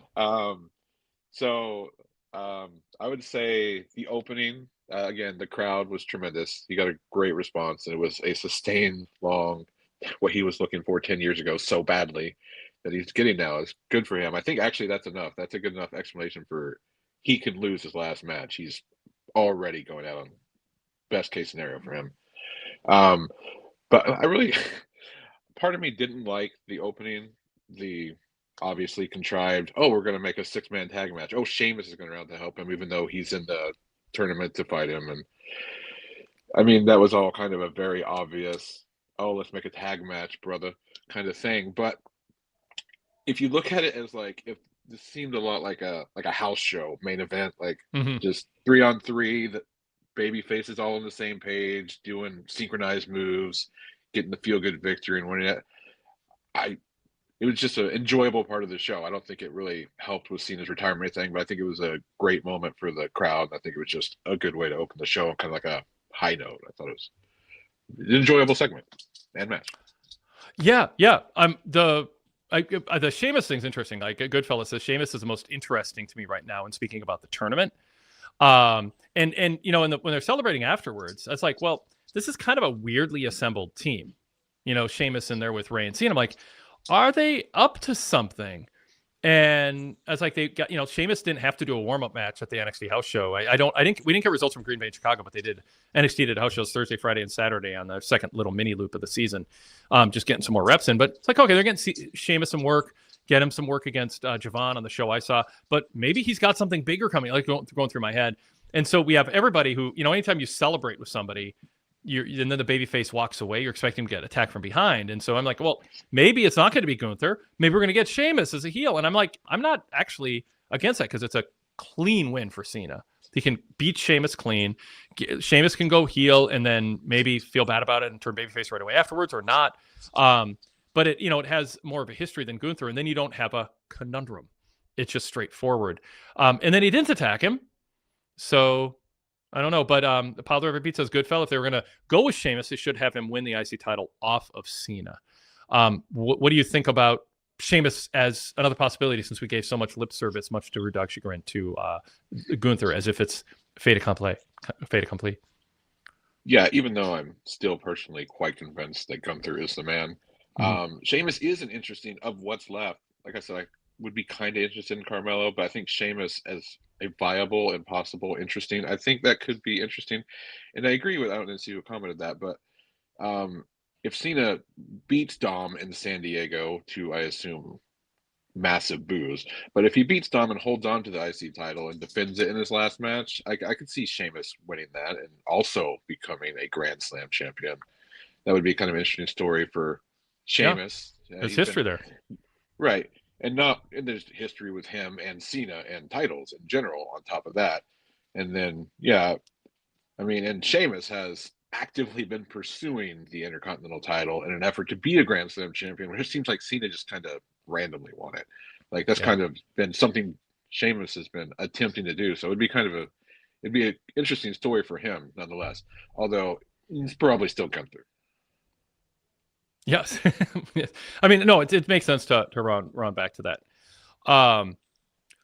Cena, when he said, boy, do I welcome that enthusiasm, when the crowd was cheering and chanting for him, you know, and I wish I believed it. I don't discount it. Like, I think Cena, you know, the fans rejecting him probably bothered him somewhat, but I also think he thinks it's marketable right now for him to say it bothered him. And that's mainly the reason we're hearing about it, not because he just is giving us true feelings. So I'm cynical about him in a lot of ways as far as this stuff goes, because I think he's very very calculated. As people say, he knows what he's doing out there. Like he's everything is very calculated, and then it looks like it's been churned through a process too that then in the end does kind of feel inauthentic. Maybe we're just picking on a guy who has trouble seeming authentic even when he is. But I don't know. But I thought honestly, like getting cheered in MSG, if we drop the cynicism, being cynical of Cena for a second, getting cheered in Boston is expected. It's a few miles from his hometown, but to get cheered by the New York fans like that, I think there is part of Cena, if not a lot of Cena, that's like, okay, this is cool. Something happened here. Even if you booed me and it drove me a little nuts for all that time, what did I ever do? Well, we can list the things. Now they are embracing them for nostalgia. And I mean, whether it was truly authentic and heartfelt or not doesn't really matter. The fans are buying it. The audience is buying it. And I make the argument all the time. Don't go with what's real if there's something you can manufacture that's better, that's going to draw more money and the fans are going to be more invested in. I think a lot of insider fans get caught up in, thinking, well, if something's real, that adds something to it. It's like, it only adds something to it if the people who aren't hardcore fans who know everything connect with it better than all the fictional options that were out there. And I mean, I don't see consistent value in always going with something that is more real instead of just the best story you can tell. I think about casting people in movies. Like, you don't have to cast a nice person in the role of the nice person if they're really good at playing a bad guy. Like, just go, even if people are known to be nice. And if Jimmy Kimmel could play a bad guy in a movie, they should book him that way. And actually, didn't he in Hacks? Or was he a good guy in that? I can't remember now. Anyway, he was in the show. But winding back, that's accurate. I think Cena saying that ovation meant a lot to him is going to be in the documentary on John Cena that WWE produces. Okay, got booed. Look, here's New York, here's Chicago booing him, and then on his last Raw appearance ever at MSG, your heart just goes pitter patter for him because he's just like, he gets that full circle moment, and he knew it was there and he seized it. Whether he cared all that much or not, I don't know. But the story was well told. Yeah, I'm with you. Whether or not he actually feels that or whether he actually has feelings at all and is capable of feeling things is irrelevant. For the TV show, the product we're witnessing, it's for his character, it makes sense to acknowledge that, yes, this is great. And I love that you love me. Yes, that feels good to us. We love that he loves that we love him. That works really well for a character. So, yeah, it's the right move, whether it's real or not. And like you were just saying, what's real is not usually, rarely is that actually the best option since we're working in a fictional world. There's no reason, just because people are married in real life doesn't mean they should be put together on screen. It's unnecessary. Telling a story, hey, maybe just tell a story. Yeah. Yep, agree. Standard Deviation says, when you say fans are buying it, does it matter whether fans buy something on a deeper versus superficial level? Not really. Right. I don't think. I am buying it on a very superficial level, but it's still working for me as a viewer. Yeah, exactly. Yep. And that's my whole argument is like, you want to be pulled into something and then come out of it when the show's over. Like, and wrestlers are different, that they don't take on new roles constantly like actors do. So it's different than that. It's more like an athlete on a team that you like, and you like him when he's on your team, and then you find a reason not to like him when he's not on your team. But or like I always talk about stand-up comedians. Matt McCarthy, stand-up comedian, former WWE writer, has been on a show with me dozens of times, and we'd often talk about, stand-up comedians have bits they do and personas they portray that are not their authentic selves. Like, I don't think the Mediums, who was that guy who Netflix did a show on, I mean, that's a pro wrestling style work, I think. And they play this role, and it serves the purpose of an audience, and it's sort of they protect the secrets as best they can, and like wrestling in the 60s and 70s. But they're just giving someone a story to believe in that's consistent. And that's what stand-up comedians do. They play a certain role. I think Marvelous Miss Maisel showed an example of a stand-up comedian who long outgrew her gimmick. Not her, but one of the competing comedians, unless I'm getting that mixed up with Hacks. I think it was on Miss Maisel. And there was a stand-up comedian, and she was great in her time, but she lived a complete opposite life. She played this person who lived in a trailer park and couldn't afford a new broom, and there were mouse traps all over, and she lived this glamorous life and wouldn't go anywhere without the most expensive handbag. But her original gimmick was what she carried with her because that's what her audience expected. If you look at wrestling that way, it's fine. Like, just give people a story to believe in, but don't throw on social media things that contradict it. Like the comedian in that show did not go on Instagram and show off that she was shopping for $2,000 handbags. You hide that, not because people might not hear it's not true, but you don't flaunt it. And with Cena, you know, what he's doing, just be as authentic across every platform as you can when you want to make money from that con, so to speak, but it's not a shameful con. It's just acting full time, like through everything. I don't know. Right, what if no, Cena? just- Okay, yeah, go ahead. I was just saying, I was just literally agreeing with you. Just like, we just want to suspend our disbelief and like, don't get in the way of that, because we Yeah, exactly. willingly want to believe. There's no reason for you Yep. to make us not believe, when sometimes it just seems like they go out of their way to take us out of it. Now, you can, I will say as a caveat to that, you can go a little too far, and I think we pinpointed that with Cena. You know, like the line, like, sometimes you just you have to swing for the fences and not listen to the corporate framing of some. It's like, that's a little rich. You know, like that's not. You can push it where now we just resent you because you think you can get away with that with a straight face. And like you said, Joshua, there's almost anyone in the world could get away with that except for one person. That one person's John Cena. So don't push it, John. I don't know, but for all I know, because he's like, you know, it would match my feeling on him that backstage he said to a few people, "Hey, guess what I'm going to try to get away with? I'm going to say that I swung for the fences and went against the corporate framing of a character, and that there's authenticity to that. I want to see if I can get away with it. You guys let me know when I get back if you think it was just, if it broke the BS meter, or did I get away with it if I give my little, you know, my kind of dopey-eyed, I'm leveling with you and being vulnerable acting skills." So I could see him like kind of snickering about it or laughing about it behind the scenes. Did I pull it off? And people are like, no. He's like, well, I tried, whatever. I mean, that's who I think Cena is more than this.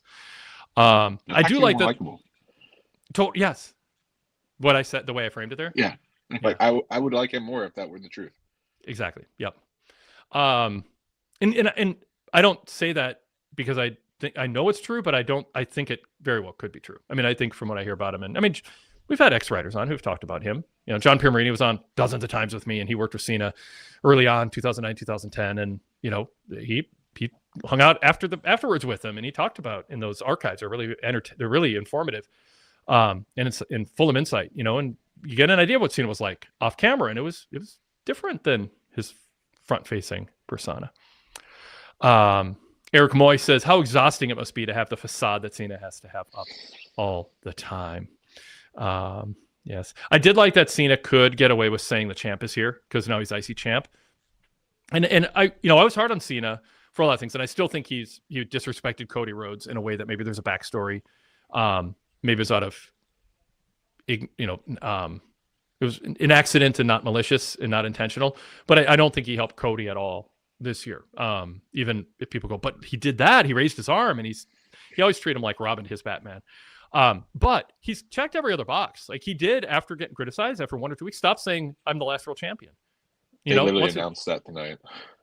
They did that. What they do? The ring announcer announced him as the last real champion. Oh, I missed that. Which I guess he's going to be the last real IC champion until Survivor Series. Yeah. Well, I don't like that happened. I missed that, or it flip. But Cena hasn't been saying it, right? At least can I cling to that? Yeah. I want to give Cena credit for stopping that. It's such a dumb thing to say. It's so disrespectful to the existing current champs.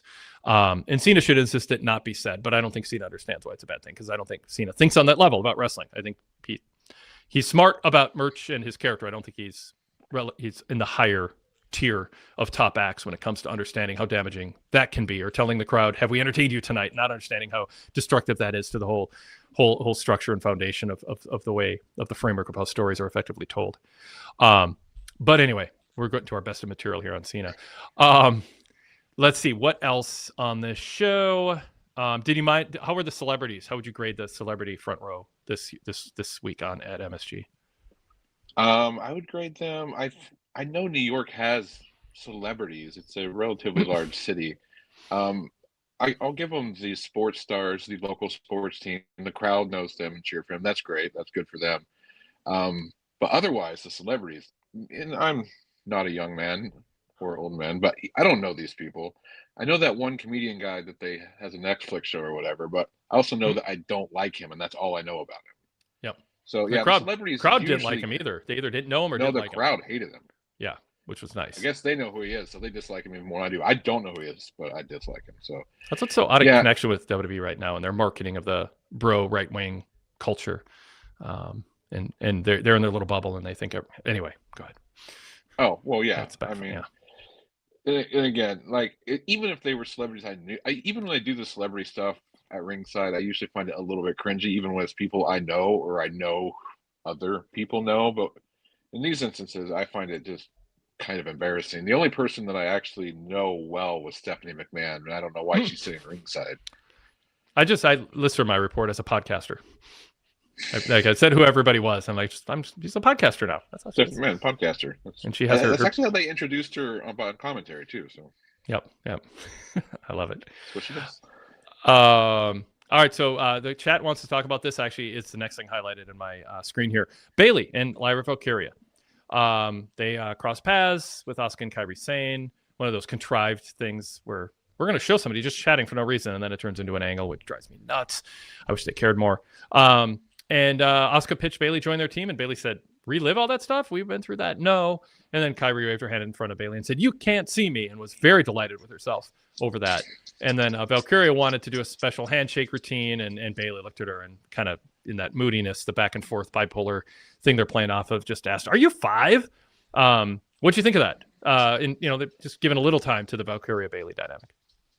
Yeah, I think that this is the kind of thing I think I wish they would do with like more tag teams where they just have like moments and small developments and character interactions so you get to know each individual and each person, and their interactions with each other better. I think that's good, even though it is the contrived situation that you brought up. I also at first assumed when they started chatting with Asuka that would result in them joining the War Games match to get at the Kabuki Warriors.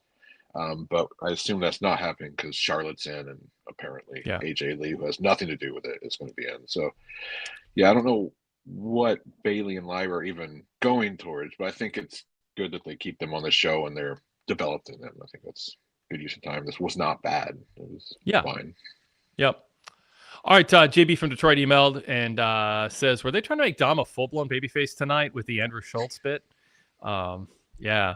I was surprised that pro athletes got into a shoving match. They could have got, that's like, you're not allowed to do certain things when you're under contract as a professional athlete, like skiing, whatever, doing high risk stuff. And that shoving match got a little intense. But yeah, Dom is a babyface these WWE fans in a lot of ways. And Andrew Schultz, despite the little whatever bubble that a lot of people in WWE live in, which, whatever. He's not the babyface they think that they think he is to their own audience, which is the weird part. Like we were at a poll, PWTorch.com. You can go vote. I said, how do you feel about supporting WWE as a company these days? Not the product itself, but the impression of leadership and corporate culture. And 41% say they feel worse than ever, and 18% say bad as usual. That's 60% of your audience giving a thumbs down. 29% have mixed feelings. Only 7% feel good about supporting WWE right now in our poll. It's not scientific, whatever. I know, it's just take it for what it is with all the caveats.